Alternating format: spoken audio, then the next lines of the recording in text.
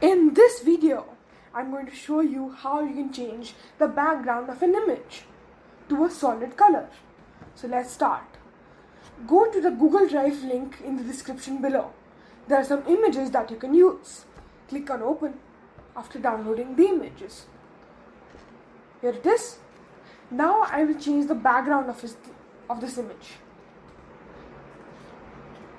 So this is the image that you have.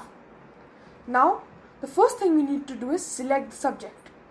So let's go here, right click and select the polygonal lasso tool. It will be the lasso tool, but you have to select the polygonal lasso tool. Now you can just outline this. Instead of doing all this, you can select the subject. Click on subject here. It will take some time, but eventually the subject will be selected. Now the next thing you need to do is copy this, Ctrl+C and paste it back. So here it is. Now the next thing we need to do is make this background a solid color. So click here, go to solid color and click any color you want. For this video I'll be taking light blue. Now click OK. Now just drag this layer till here.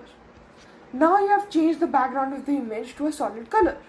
In the next video I'll be changing the background of this image into an image. Thank you and have a nice day ahead. Don't forget to subscribe.